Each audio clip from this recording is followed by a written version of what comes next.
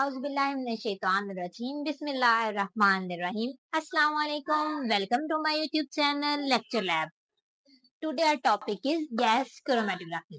Gas chromatography is a type of chromatography or is a type of column chromatography. तो जैसे कि नाम से पता चल गया कि एक तो ये कॉलम क्रोमेटोग्राफी की टाइप है, तो हमने इसमें कॉलम यूज करना है। दूसरा ये गैस क्रोमेटोग्राफी है, तो इसमें जो हम मोबाइल फेज यूज करेंगे वो एक इनर्ट गैस होगी। इसे हम गैस लिक्विड क्रोमेटोग्राफी भी कहते हैं बिकॉज जो हम इसमें स्टेशनरी फेज यूज करेंगे वो लिक्विड होगी और मोबाइल फेज एक गैस होगी, तो ये लिक्विड गैस क्रोमेटोग्राफी होगी। तो gas chromatography is a type of chromatography in which stationary phase is liquid coated on inert solid. एक इनर्ट सॉलिड पार्टिकल के ऊपर हमारा लिक्विड जो है वो कोट किया होगा और ये हमारी स्टेशनरी फेज कहलाएगी। ठीक है।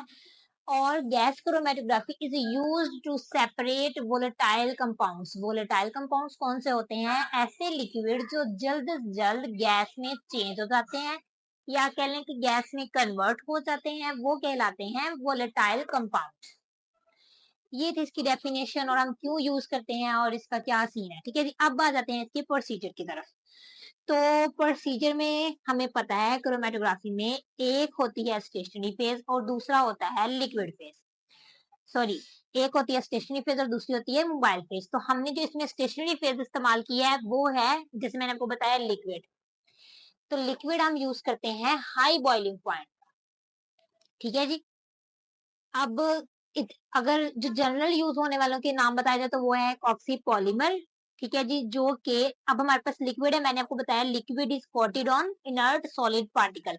तो इसके साथ जो इनर्ट सॉलिड पार्टिकल यूज किया जाता है वो है डायनेशियस अर्थ। ठीक है। अब वो होते हैं एड्सॉर्ब्ड। एड्सॉर्ब्ड होते हैं, एब्सॉर्ब नहीं होते। एड्सॉर्ब्ड मींस कि अगर हमारे पास ये है ना हमारा स्टेशन वो पार्टिकल, सॉलिड पार्टिकल, तो लिक्विड जो है वो इसके ऊपर एड्सॉर्ब होंगे। एब्जॉर्ब होना होता है अंदर चले जाते हैं, लेकिन क्या होंगे? एड्सॉर्ब होंगे। तो एड्सॉर्ब हो गया हमारा, ये हमारा स्टेशनरी फेज तैयार होगी। स्टेशनरी फेज को क्या करेंगे? हम अपने कॉलम के अंदर पैक कर लेंगे और ये कॉलम की पैकिंग हो जाएगी। ठीक है जी। अब आ जाते हैं हम मोबाइल फेज की तरफ। मोबाइल फेज होती है एक इनर्ट गैस जो कि यहाँ होती है, ये हमारा एक गैस कैरियर है। ठीक है। ये है डायग्राम, यानी आप प्रोसीजर कह लें। ठीक है, थ्योरेटिकल प्रोसीजर ये है। मैं आपको इसमें चीजें बता देती हूँ। सबसे पहले हमारे पास होता है गैस कैरियर, ये सैंपल इंजेक्टर पोर्ट होता है।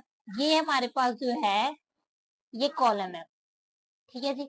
इसमें कुछ इस तरह का कॉलम इस्तेमाल होता है, राउंड सा, बिल्कुल स्ट्रेट कॉलम, जैसे हमने एचपीएलसी या दूसरी क्रोमेटोग्राफी में यूज किया वो वाला कॉलम नहीं यूज होना, इसमें कर्ल वाला कॉलम यूज होता है। ये सारा जो इसे, ये हमारे पास ओवन है, यहाँ भी ओवन है और यहाँ भी ओवन है।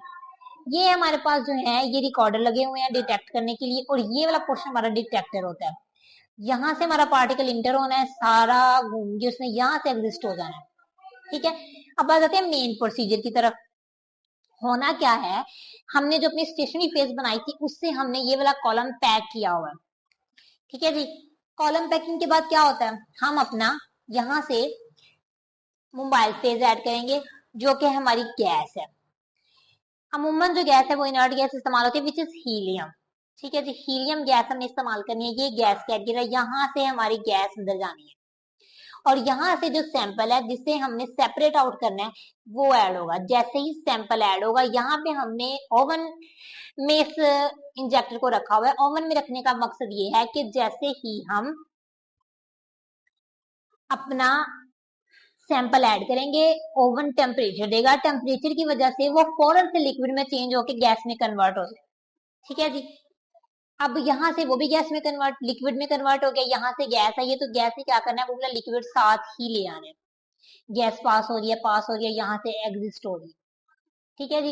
एग्जिस्ट होके डिटेक्टर में जा रही है, रिकॉर्डर में जा रही है, ये मैं आपको बाद में बताती हूँ। पहले आप ये देखें कि हमारे पास यहाँ पे से सैंपल ऐड हो रहा है, सैंपल लिक्विड में कन्वर्ट हो रहा है और उसकी सेपरेशन हो रही है। सेपरेशन किस बेस पे हो रही है, ये मेन इसका बात है जो समझने वाली है।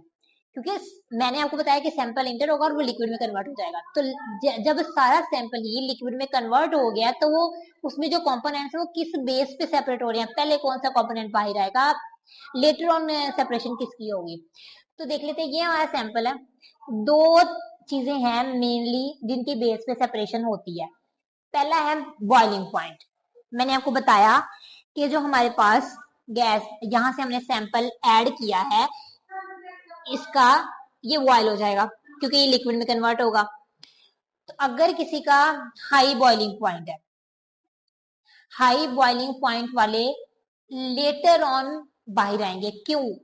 ये बात समझने वाली है, जरा गौर से। यहां से मैंने सैंपल ऐड किया, एक सैंपल ए है, एक सैंपल बी है। Sample A, for example sample A जो है वो 300 डिग्री सेंटीग्रेड पे बॉयल होगा और ये जो है 400 डिग्री सेंटीग्रेड पे बॉयल हो रहा है। ओवन दे रहा है हमें 250, ठीक है, 250 डिग्री सेंटीग्रेड टेम्परेचर दे रहा है। अब जैसे ही मैंने लिक्विड ऐड किया, जो ये 300 वाला है, ये कोई 2 मिनट लेके फौरन से बॉयल होके गैस के साथ कन्वर्ट होके बाहर आ जाएगा, क्योंकि इसका लो बॉइलिंग पॉइंट था, लो मेल्टिंग पॉइंट है, ठीक है। ये पहले बाहर आ जाएगा। अब ये देखिए, इसने 400 लेना है, तो ये तो 250 दे रहा है, तो टाइम लगेगा, ज्यादा देर हमारा सैंपल इन कॉलम में स्टे करेगा, फिर वो वेपर्स में कन्वर्ट होगा, फिर वो गैस के साथ बाहर आएगा। तो जो हाई बॉइलिंग पॉइंट वाले कंपोनेंट्स हैं वो बाद में बाहर आएंगे as compared to low boiling points. एक बात समझ में आ गई। दूसरी बात मैंने बताई है इंटरेक्शन विद स्टेशनरी फेज।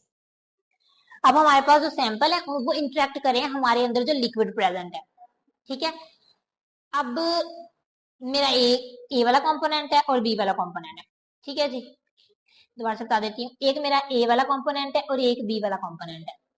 जो ए वाला कंपोनेंट है वो स्टेशनरी फेज के साथ इंटरेक्ट नहीं कर रहा, वो फ्री पड़ा हुआ है, तो गैस आएगी उसको अपने साथ कैरी करके बाहर दे जाएगी। जबकि जो मेरा बी वाला कंपोनेंट है वो स्टेशनरी फेज के साथ इंटरेक्ट करेगा, उसके साथ बॉन्ड बना रहा है, ये जैसे भी उसके साथ एडजस्ट हो रहा है, तो गैस जो है उसे थोड़ा सा फोर्स करना पड़ेगा, गैस को थोड़ा वर्क करना पड़ेगा उस मॉलिक्यूल को सेपरेट आउट करने के लिए। तो अगर हमारे पास एक कंपोनेंट स्टेशनरी फेज के साथ इंटरेक्ट कर रहा है तो वो लेटर ऑन बाहर आएगा, अगर वो इंटरेक्ट नहीं करा तो वो पहले बाहर आ जाएगा, यानी कि ये इंटरेक्ट नहीं करा तो ये पहले बाहर आ गया। ठीक हो गया जी, ये होगी हमारी सेपरेशन। अच्छा जी, अब यहाँ से तो सेपरेशन बाहर हो गया, हमें पता कैसे लगेगा कौन सा कंपोनेंट, एक पहले बाहर आ गया एक बाद में बाहर आ गया, सेपरेशन तो होगी। अब हमारे पास यहाँ पे लगे होते हैं डिटेक्टर और रिकॉर्डर्स। जैसे ही जो कंपोनेंट है यहाँ आता है, रिकॉर्डर उसे रिकॉर्ड करते हैं, रिकॉर्ड करके हमें कुछ ये पीक्स की फॉर्म में रिजल्ट मिलता है। जैसे ही पीक्स की फॉर्म में हमें रिजल्ट मिलता है, हम देख लेते हैं कि रिजल्ट जो है वो किस तरह से, ये पीक्स हमें किस तरह से रिजल्ट शो करवा रही है। अब जैसे ये पीक है एक, ठीक है, हम इसको देख लेते हैं। तो ये पीक हमें, अगर एक कंपोनेंट है, फॉर एग्जांपल ए कंपोनेंट आया ए और बी, मेरे पास दो कंपोनेंट थे ए और बी, इसमें से निकल के आ रहे हैं।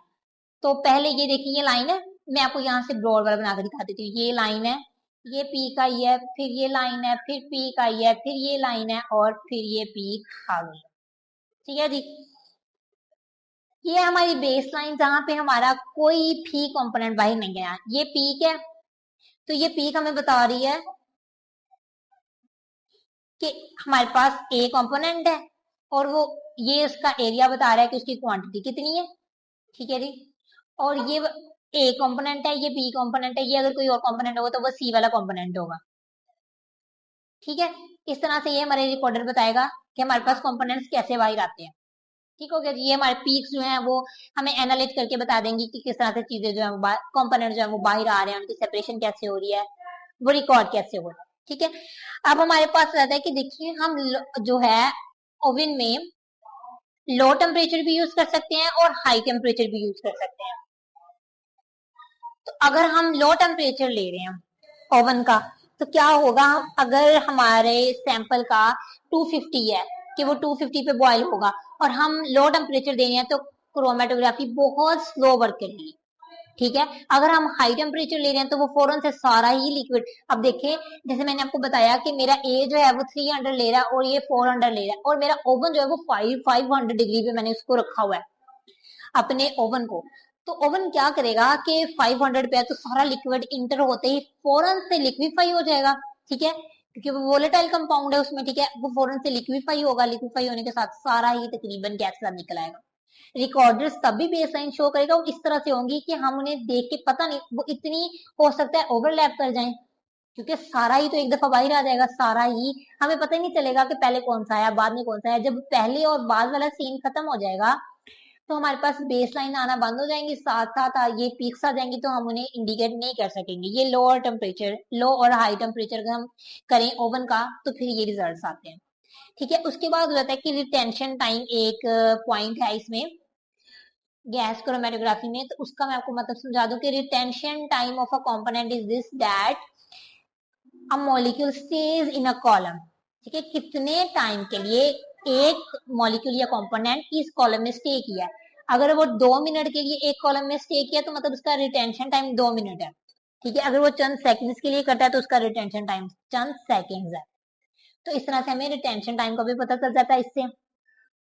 आई होप सो आप लोगों को समझ आ गई होगी कि कैसे हम गैस क्रोमेटोग्राफी में गैस और लिक्विड को यूज करते हुए डिफरेंट कंपोनेंट्स, एक मिक्सचर के डिफरेंट कंपोनेंट्स को कैसे सेपरेट आउट कर सकते हैं, कैसे उनकी आइडेंटिफिकेशन होती है और कैसे उनकी प्योरिफिकेशन होती है।